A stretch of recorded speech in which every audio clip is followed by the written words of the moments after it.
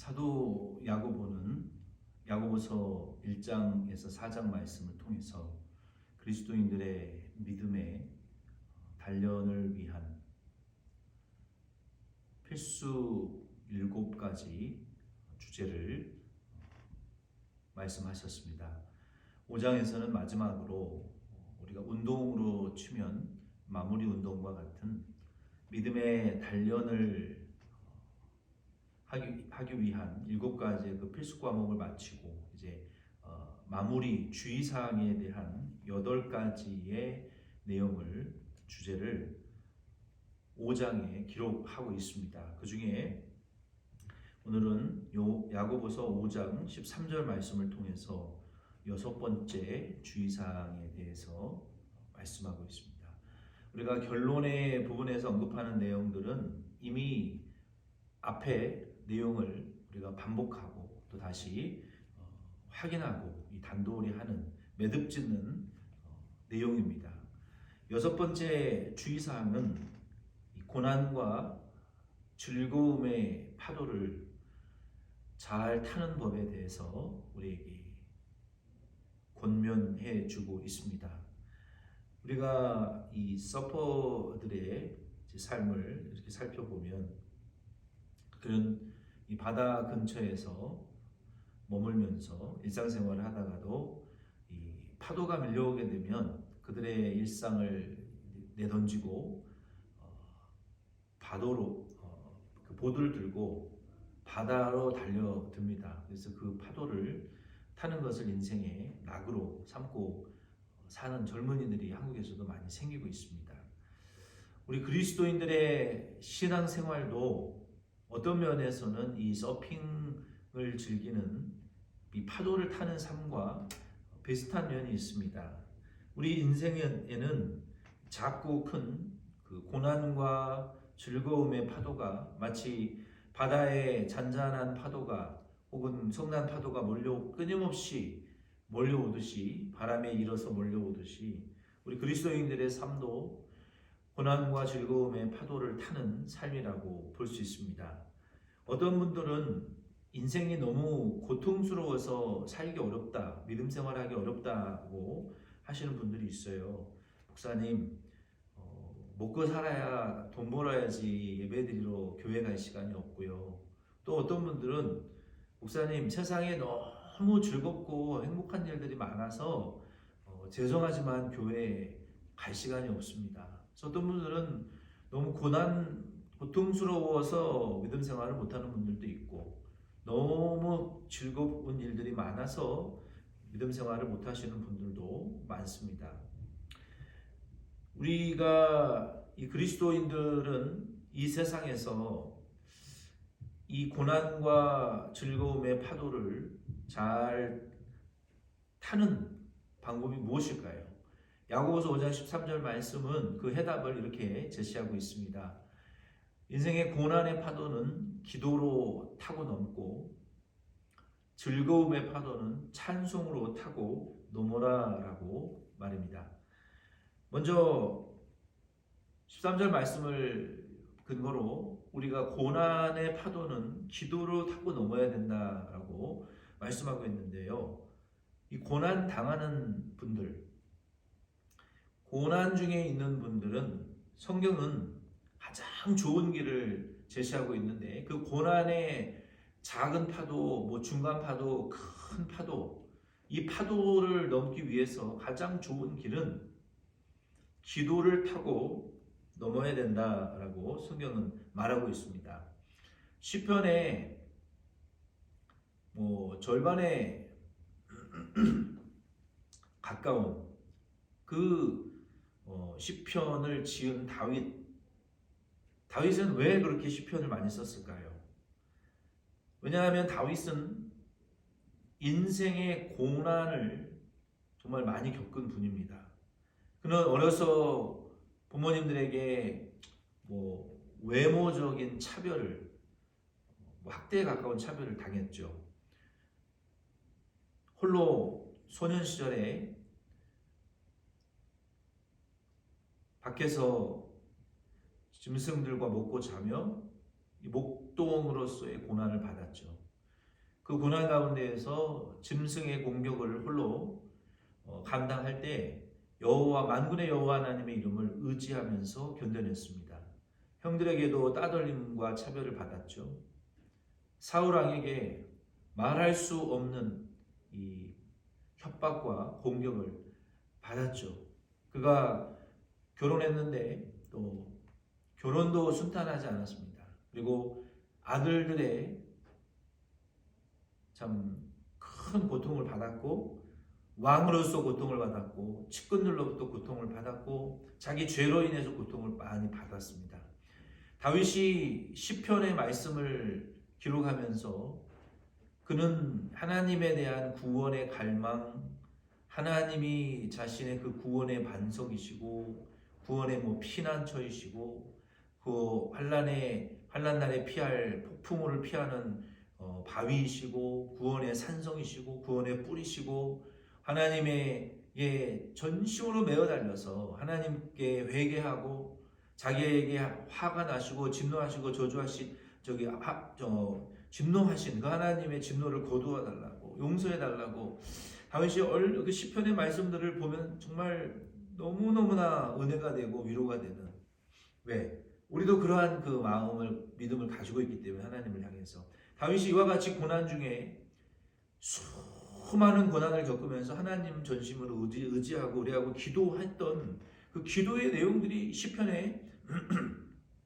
고스란히 기록으로 남아 있지 않습니까? 그래서 고난당하는 분들이 시편의 말씀을 평소에는 은혜를 못 받는데 내가 고난당하고 또 낮아지고 겸손해지다 보니까 고난 중에 처해 있을 때는 시편의 말씀 한 절 한 절 만절이 눈물을 닦으면서 그 말씀을 읽고 감사하고 기도하던 그 은혜를 우리가 고난당하는 분들이 그렇게 은혜를 받는 이유는 바로 다윗이 정말 고통스러운 고난을 겪으면서 회개하면서 하나님께 기도했던 내용이기 때문에, 그리고 그 구원의 은혜를 찬양한 내용이기 때문에 그 시편을 많이 기록할 수밖에 없었던 것이죠. 이 다윗의 삶은 장차 오실 메시아를 모형으로 보여주는 이 예표, 살아있는 샘플이죠. 그래서 예수님께서도 히브리서 5장 10절 말씀에 보면은 예수님의 그 삶을 이렇게 기록하고 있습니다. 그는 육체에 계실 때에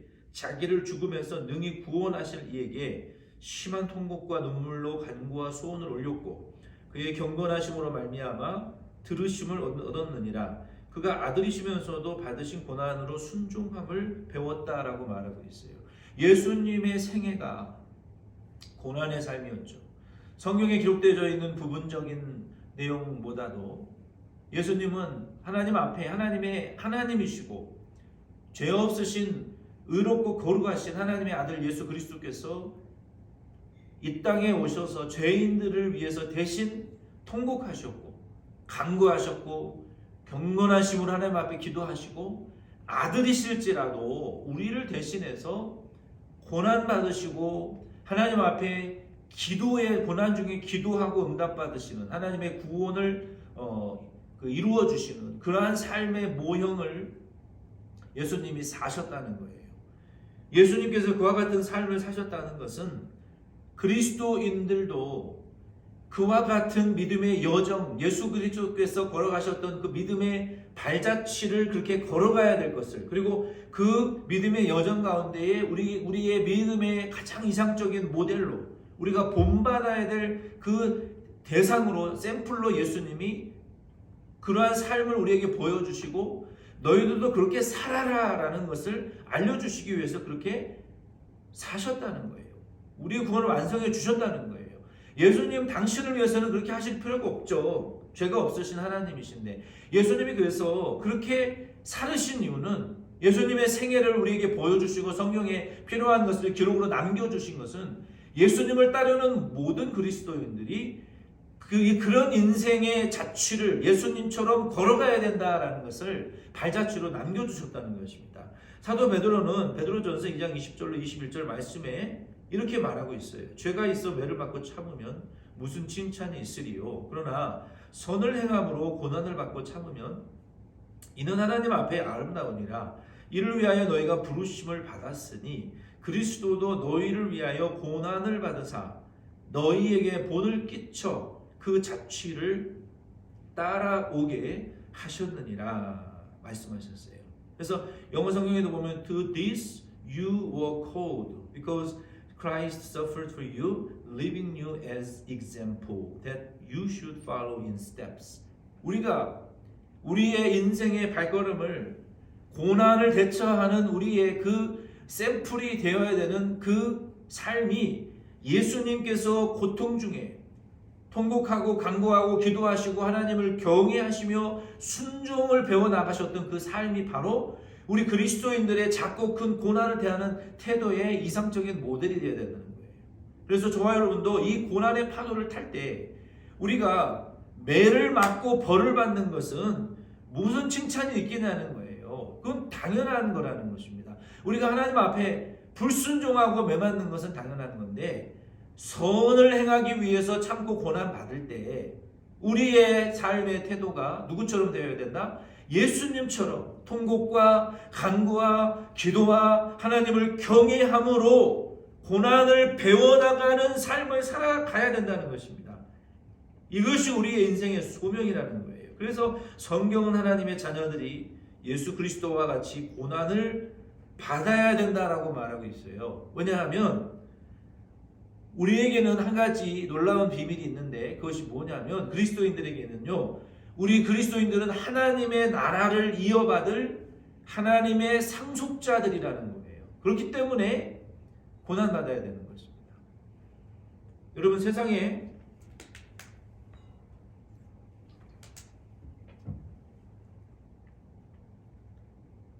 뭐 한 100만 불 정도 우리가 부모님으로부터 누구에게 상속을 받았다. 그러면 상속받으면 당연히 그냥 그걸로 상속받는 것이 아니라 우리가 드라마나 영화에서 보면 항상 주변에서 배 아파하고 그것을 뺏으려고 하는 사람들이 항상 존재하죠. 가까운 사람이든 먼 사람이든 우리가 뭐 100만 불을 상속받는 것은 대단한 일이죠. 평생 일하지 않아도 될 만한 엄청난 돈이죠. 그런데 그리스도인들이 이 하나님의 나라를 상속받게 되었다. 이 하나님의 나라를 상속받았을 때 그냥 그걸로 그 사실로 끝나는 것이 아니라 그 사실을 배아파하는 마귀가 있죠. 마귀는 원래 하나님의 나라에 있었던 자들이고 천사들이고 하나님 말씀을 불순종하고 교만하고 대적해서 마귀와 그 사자들이 그를 따르던 모든 천사들이 천사장과 천사자들이 쫓겨나서 천국에도 못 가고 이 땅에도 못 오고 그 중간 사이에 공중에 끼어서 그리스도인들이 죄인들이 같이 자기들과 지옥 가야 되는데 예수 믿고 구원받아서 천국 가게 되고 하나님의 나라의 상급 천국을 들어갈 뿐만 아니라 이 땅에서 천국에 들어갈 면류관 칭찬 존귀까지 믿음으로 사는 자들이 막 준비해서 받을 수 있게 된 사실을 알고 가장 이 마귀가 악한 영들이 배아파하고 미워하고 시기해서 우리 그리스도인들을 공격한다는 것이죠. 그래서 우리가 만약에 그로 인해서 복음을 위하여 의를 위하여 우리가 고난을 받는 일들이 있게 되면 그건 당연한 일이라는 거예요. 우리가 하나님의 나라를 상속받을 자들이기 때문에 그건 당연한 일이라는 것입니다. 그래서 그리스도인들은 죄를 짓고 형벌받는 고난이 아니라 디모데후서 1장 8절 말씀에 보면 복음과 함께 받는 고난은 아름다운 것이라고 말씀하셨어요.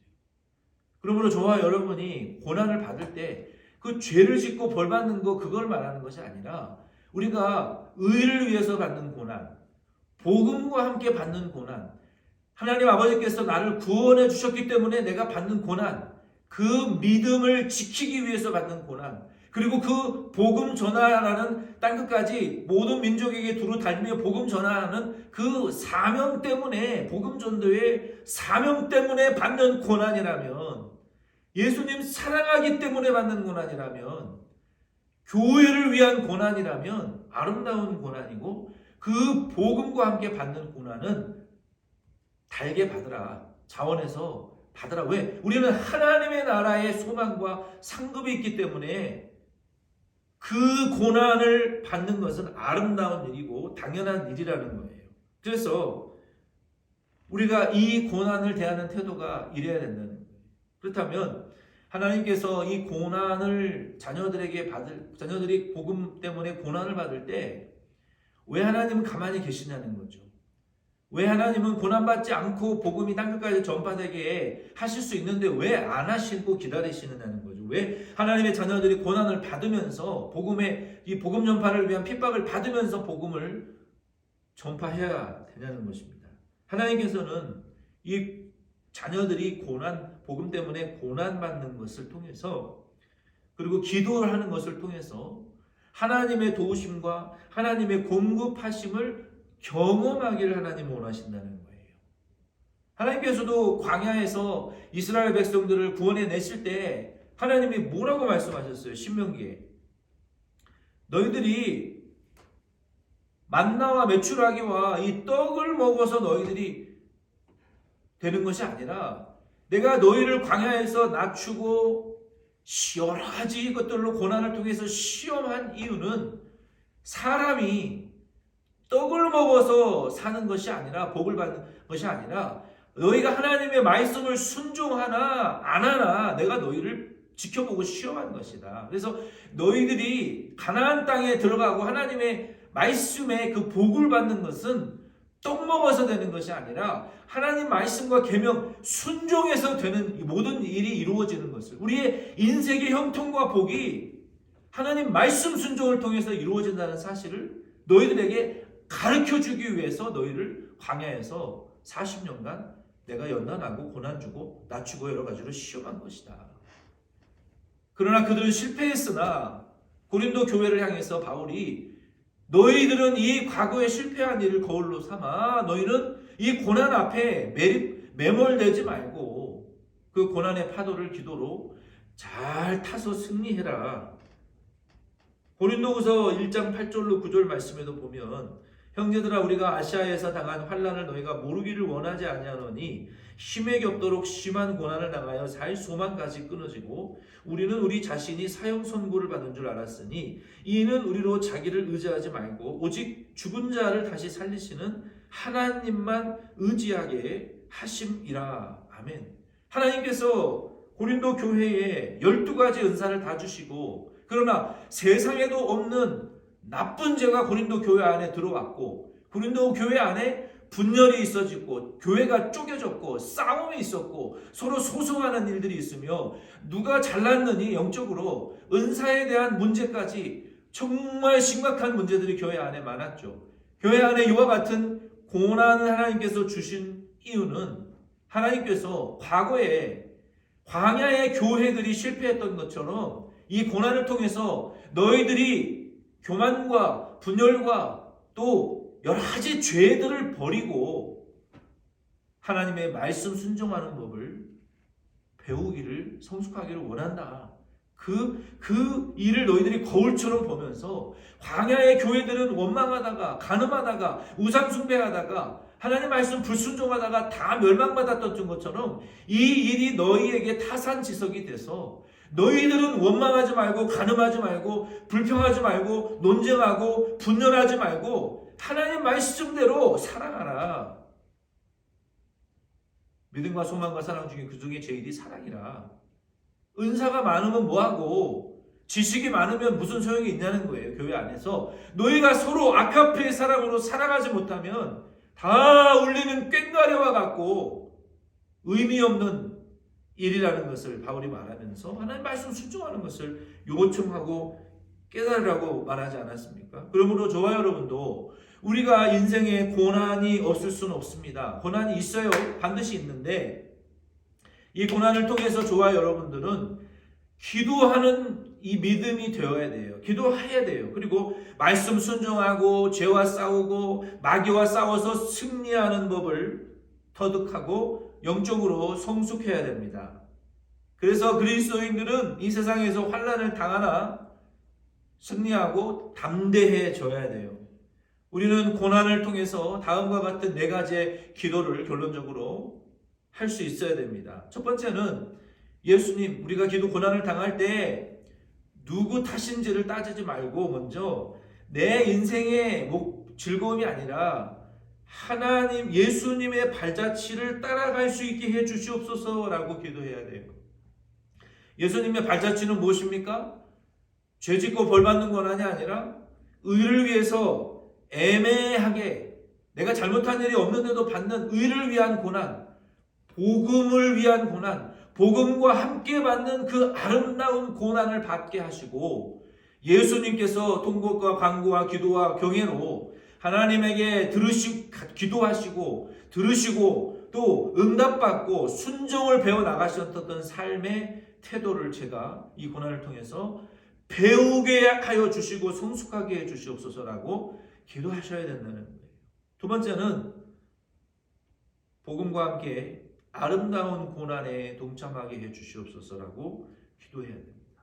세 번째는 하나님에게 전심으로 의지되어지고 매달려 있을 수 있도록 해달라고 기도하셔야 돼요. 다윗이 그 기도를 하지 않았습니까? 하나님은 나의 반석이시고 피할 바위이시고 내 구원의 뿌리시고 내 산성이시고 하나님 긍휼히 여기시는 분이시고 내게 얼굴을 돌리고 등 돌리고 환한 얼굴 하지 마시고 내게 다시 해와 같이 빛나는 얼굴을 비춰주시고 인자한 얼굴로 말씀해 주시고 나를 사랑한다 해주시고 나와 동행하시고 나를 주의 손으로 덮어주시고 보호해 주시고 응답하시고 나를 죄에서 내 허물에서 건져달라고 나는 죽게 되었다고 병들었다고 하나님 앞에 그렇게 간절히 울부짖었던 것처럼 우리도 고난 중에 하나님 저를 버리지 마시고 하나님 저의 상황을 아시고 나의 감정도 아시고 나의 인내도 아시고 수고도 아시는 하나님 사랑하는 거 내가 회개한다고 용서해달라고 잘못했다고 도와달라고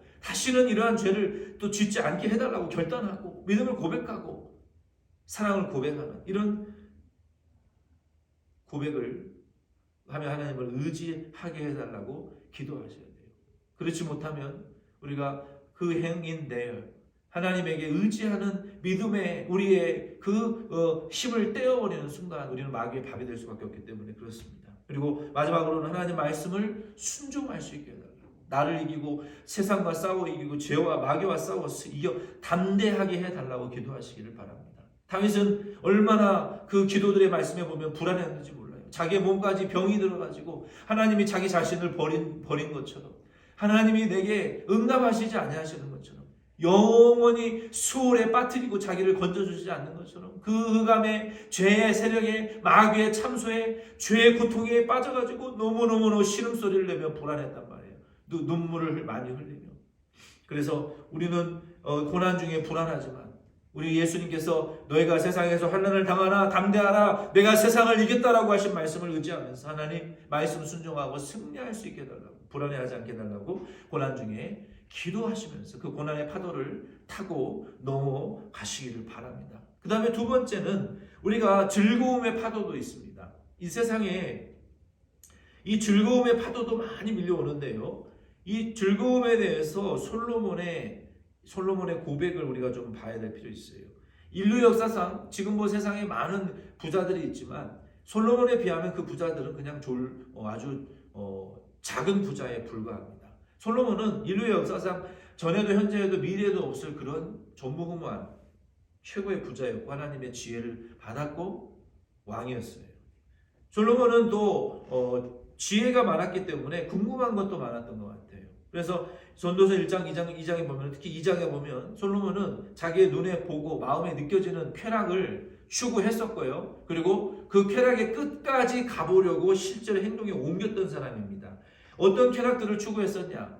말대로 쾌락, 모든 인생의 오감을 만족시키는 그런 쾌락들, 그리고 웃음에 대해서, 술의 즐거움에 대해서, 사업에 대해서, 부동산 투자에 대해서, 농장, 목축업, 보석사업, 무역, 또 여자, 음악, 지식, 지혜, 철학, 사람, 눈에 보이고 자기 귀에 들리고 느껴지는 모든 쾌락에 대한 끝을 실제적으로 추구하려고 행동했던 그런 사람입니다. 그런 사람이 세상에 어디 있습니까? 솔로몬 외에는 없습니다. 그런데 그가 이 모든 것들을 해보고 결론적으로 이 모든 일들을 통틀어서 뭐라고 결론을 내리냐면 해 아래서 행해지는 일들이라고 말하고 있어요. 맞습니다. 우리가 땅바닥에 있는 이 뭐 구덩이라든지 벌레, 개미들을 보면서 정말 어떤 때는 하찮게 볼 수 있고 내 마음대로 할 수 있잖아요. 하나님께서 이 지구를 바라보시고 지구상에서 바글바글거리고 살아가고 있는 인류를, 죄인들을 바라보실 때 사람이 개미를 보는 것과 그보다도 더 큰 차이로 우리 죄인들을 바라보실 것이라는 것입니다. 이 해 아래서 일어나고 있는 인간들이 쾌락을 추구하기 위해서 하는 모든 일들은 다 해 아래서 이루어지는, 어떻게 보면 우리가 개미를 보고 하찮게 여기듯이 하나님이 우리의 죄인들을 보고 보실 때 한심하게 짝이 없는 그런 일들로 보여질 것이라는 거예요. 결국 전도자 솔로몬은 이 모든 일들에 대해서 결론적으로 이 모든 쾌락의 끝이 괴로움이고 헛되고 바람잡이와 같고 망령되고 어리석인 것이라고, meaningless하고 바람, chasing after wind, foolish, madness, folly, 이 모든 것들이 고통과 죽음과 의미 없는 것과 또 헛된 것과 바람잡이와 같고 결국은 어리석음과 인간의 광기를 가져오는 것들이라고 말하고 있습니다. 지금 미국에도 또 이 북미 지역으로 퍼지고 있는 이 망키팍스, 이 질병 결국 어디서 왔습니까? 결국 인간의 쾌락을 통해서, 남자들의 동성애를 통해서 우리 인류를 다시 재앙으로 덮쳐지게 되는 불치병이잖아요. 우리 인류의 불치병들은 결국 인간이 쾌락을 추구하는 그 쾌락의 이 광기에 의해서 인류를 다시 공격하고 있는 거예요. 우리 인류가, 인간이 추구하는 쾌락이 결국 두려운 것이고 인류를 죽이는 것이고 인간의 광기를 보여주는 것이고 인간의 부패성을 보여주는 것이고 헛되고 망령되고 어리석은 거 아닙니까?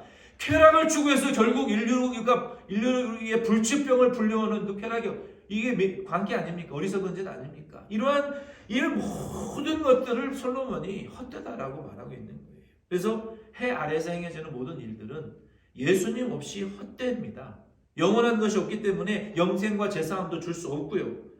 이래서 세상은 끊임없이 사람들에게 자기의 쾌락을 추구하기 위해서 제한적인 쾌락을 만들어내서 팔고 광고해서 사람들을 일시적으로 즐겁게 하는 것들을 만들어내고 있습니다. 그러나 무엇이 즐거운 일입니까? 무엇이 영원한 쾌락입니까? 우리 중에 성경은 즐거워하는 자가 있느냐? 세상에 쾌락이 있죠. 그리고 근본적으로는 그것이 잘못된 것은 아니었습니다. 이 쾌락을 통해서, 즐거움을 통해서 우리는 하나님의 영광을 드러내야 된다는 거예요. 그래서 우리는 즐거운 무엇인가를 하기 위해서 살고 즐거운 것을 하기 위해서만 추구하지 마시고 즐거워하시되 누구를 위해서 즐거워할 것인가를 추구하셔야 된다는 거예요. 여기에 찬송하다라는 히브리어의 단어는, 즐거운 자들은 찬송하라고 했는데 파살로라는 헬라어인데요. 파살로라는 것은 어떤 음악을 켜기 위해서 현악기에 손가락을 대다 혹은 손을 대다 혹은 활시위를 튕기다. 예전에는 활로 쏘기도 하고 활로도 연주를 했으니까 이 음악을 연주하다, 손가락을 대서 그런 의미가 있습니다. 이 현악기에는 각각 스트링에 그 건반의 줄에 소리가 있고 그 맞는 플랫의 코드들이 있습니다. 그래서 이 현악기를 손가락으로 누르고 스트링을 누르면서 한 손으로 칠 때 아름다운 소리가 나요. 우리가 C 코드를 잡으면 그 C 코드의 아름다운 소리가 나잖아요. 또 A 마이너를 잡으면 좀 어둡고 굵은 베이스의 코드의 소리가 나는데 그냥 아무렇게나 치면 아름다운 소리가 소음으로 들리죠. 그래서 이 세상의 즐거움도 마찬가지예요. 많은 세상의 즐거움들이 있지만 우리가 이 즐거움 위에 우리가 이 손가락을 대듯이 우리가 파살로 하나님을 찬양하기 위해서 믿음의 손가락을 우리가 올려서 한 손으로 치고 한 손으로 짚고 치는 것처럼 그 모든 세상의 즐거움과 쾌락들 위에 우리의 믿음의 손을 얹어서 균형 있게 하나님에게 영광을 돌려드릴 때 그 우리의 인생이 즐겁고 인생의 사는 맛이 거기서 나오는 거예요. 만약에 우리가 자신을 즐거워하기 위해서 사는 분들은 솔로몬이 말했던 것처럼 인간의 광기와 고통과 어리석음과 헛된 것과 고통을 경험하게 될 것입니다. 인생이 맛있어요. 그러나 우리가 오케스트라의 연주자처럼 우리의 즐거움 위에 믿음의 손을 얹고 하나님을 찬양하는 영광을 돌릴 때 이것이 인생의 참된 행복의 맛이라는 것을 느끼게 될 줄로 믿습니다. 말씀을 마칩니다. 오늘 이 말씀을 통해서 저와 여러분은 고통스러운 환경 속에서 기도하시기를 바랍니다. 예수님의 발자취를 따라가게 해달라고 기도하시고, 만약에 여러분이 그 예수님의 발자취를 따라가고 계시다면 이 고통의 고난의 파도를 믿음으로 잘 타고 계시는 거예요. 계속 복음을 위하여, 복음과 함께 이 고난을, 의를 위한 고난을 받으시면서 하나님을 전심으로 의지하고 예수님 발자취를 따라 살 수 있게 해달라고 계속 기도하시기를 바랍니다. 그리고 무엇인가 즐거운 일을 위하여 추구하지 마시고, 어떻게 하면 즐거운 쾌락을 우리가 느낄 수 있을까 여러분 추구하지 마시고, 그 즐거운 일을 누구를 위하여 할 것인가를 선택하시기를 바랍니다. 내게 주신 믿음과 교회와 사명과 직분과 가정을 세상과 이웃을 통하여 역사하시는 하나님의, 성령 하나님의 그 은혜를 찬양하시기를 바랍니다. 고난은 기도의 파도를 타고 넘으시고, 즐거움은 찬양의 파도를 통하여 타고 넘으시는 우리 덴버시원 장로교회 저와 여러분 다 되시기를 예수님의 이름으로 부탁드립니다.